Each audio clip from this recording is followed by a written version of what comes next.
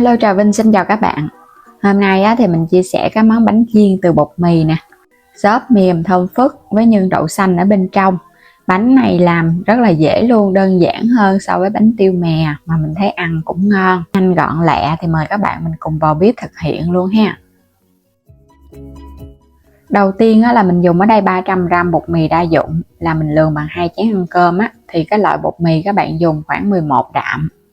Còn này là 200ml sữa tươi ha, hoặc là nước lọc cũng được luôn, sữa tươi thì nó sẽ ngon hơn, nó thơm và nó béo. 1 muỗng cà phê men khô, loại men ngọt làm bánh mì 4g, cùng với 2 muỗng canh đường cát trắng, thêm chút xíu muối nữa. Rồi mình sẽ cho hết 300g bột mì vào trong thau để trộn bột. Chút muối cho vô luôn ha. 2 muỗng canh đường, nếu mà các bạn thích ăn ngọt hơn thì có thể tăng lên.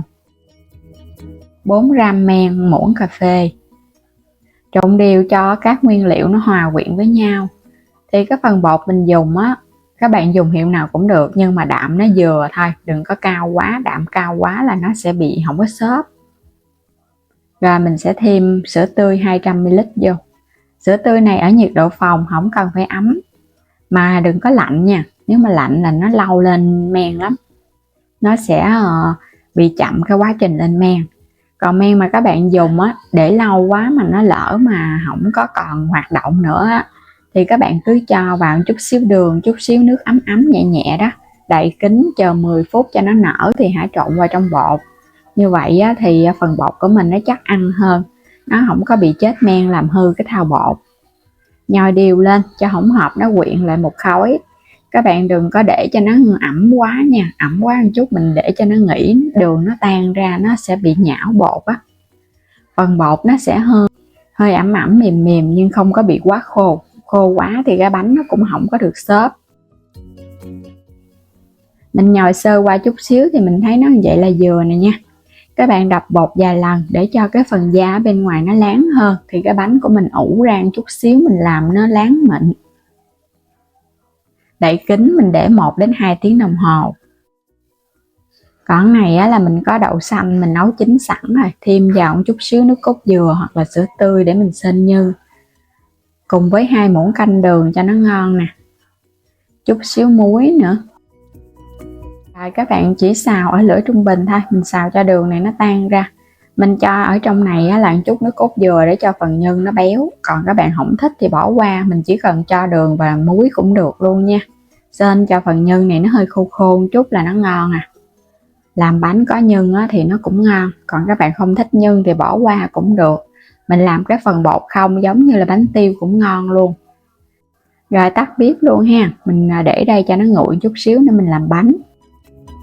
Trời hơi lạnh nên là mình ủ luôn 2 tiếng đồng hồ á, đến khi mà các bạn thấy bột nó nở lên gấp đôi là được.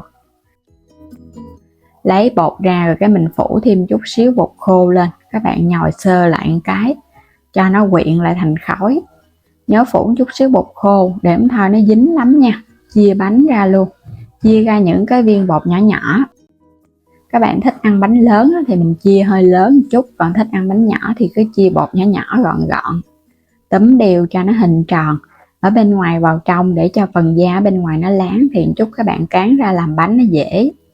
Và cái phần bột bánh nó cũng bóng hơn, nó không có bị sần sùi. Nhớ phủ thêm chút bột rồi cái mình làm từ từ cho đến hết phần bột này. Làm xong qua rồi bây giờ phủ chút xíu bột khô nữa là các bạn cán ra được rồi ha. Mình cán hơi mỏng mỏng thôi, đừng có mỏng quá, vừa để mình gói cục nhân á. Còn nếu mà bánh tiêu á thì cái bước này các bạn chỉ cán mỏng ra rồi cái mình chờ 10 phút nữa là đã thành bánh tiêu. Còn cái bánh này mình làm không phải bánh tiêu nên là mình cho thêm một ít nhân vô, rồi cái túm cái mép nó lại. Chút xíu mình sẽ phủ mè lên cho cái bánh nó ngon. Túm cho nó bóp vậy nè, cho nó dính lại. Rồi vậy là đã xong một cái bánh nha. Mình làm theo cái kiểu bánh ship, làm vậy cho nó nhanh và đơn giản. Các bạn làm cũng dễ nữa, cứ cán mỏng mỏng ra rồi cái mình túm nè. Bột đã lên men á thì nó cũng đã nở sẵn, nên các bạn gói á, nó mềm tay lắm và nó cũng không co đâu. Phủ thêm chút xíu mè lên, các bạn quét chút xíu nước mình phủ lên nó mới bám mè, chứ không thôi hồi mình chiên nó sẽ bị tróc mè ra nha. Mình dùng ở đây hai loại mè luôn, mè trắng và mè đen, để sống đừng có rang. Chúc các bạn chiên lên nó vàng là nó vừa, hai mặt luôn ha. Còn các bạn thích cho mè nó phủ đều hết cái bánh thì cứ quét một lớp nước hết cái bánh rồi cái mình phủ mè. Và nhớ là đừng có quét nhiều quá một chút là mình chiên nó dễ bị nhão bánh. Vậy là xong rồi nè. Cái mép này một chút nữa mình chiên có thể nó sẽ bung ra chút xíu, nhưng mà không sao, nó ló phần nhân ra nhìn cũng ngon hơn. Rồi bây giờ bắt chảo dầu, các bạn có thể lấy bánh mình đi chiên được rồi ha. Nhìn cái bánh thấy cưng quá chừng luôn á, chút mình chiên nó phù ra giống như là cái bánh mì ngọt vậy á. Dầu vừa nóng sôi các bạn để lửa vừa, mình thả bánh vô chiên, đừng có để lửa cao quá nha, phần da bên ngoài nó sẽ bị xì ra đó. Cứ để lửa vừa vừa, chiên từ từ, đừng có cho nhiều quá nó nở không kịp. Mình chiên lần 3 cái thôi, chiên đến khi mà nó vàng á, thì mình cứ trở qua trở lại vậy nè, cho nó vàng đều hai mặt bánh là nó ngon. Đây là cái chảo thứ hai, mình đã chiên luôn 5 cái cho nó nhanh nè. Mình thấy nó nở cũng vừa sức, tại mình dùng cái chảo cũng hơi lớn. Bây giờ thấy nó bung ra nè ha. Nó bung ra là các bạn nhớ để cái phần nhân lên trên, không thôi nó sẽ dễ bị cháy khét ở bên dưới á. Mình cứ chiên từ từ cho nó vàng đều và cái gấp ra, để cho nó ráo dầu là mình thưởng thức được rồi. Phần bánh chiên xong nhớ để ráo dầu ha, không thôi các bạn ăn nó ngán lắm. Hoặc là cho vào miếng giấy thấm dầu. Bánh xếp nhân đậu xanh, vừa thơm vừa ngon. Ở bên ngoài á có cái mùi thơm giống như là bánh mì vậy đó. Ở bên trong á, thì các bạn có thêm nhân, ăn nó giống như bánh tiêu.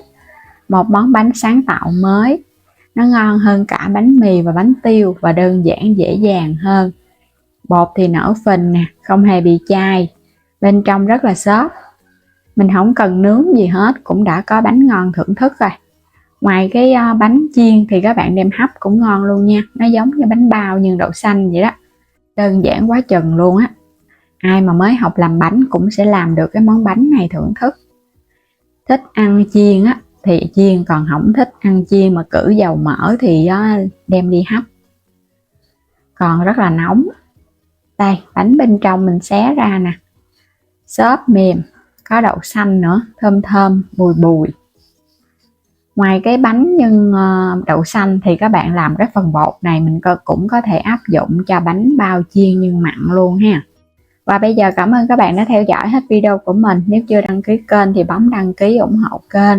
Và bấm vào góc trái video hoặc là ảnh kênh chuyển đến cửa hàng lựa chọn nhiều sản phẩm mua ủng hộ mình ha. Bây giờ thì xin chào tạm biệt, hẹn gặp lại các bạn ở những video tiếp theo.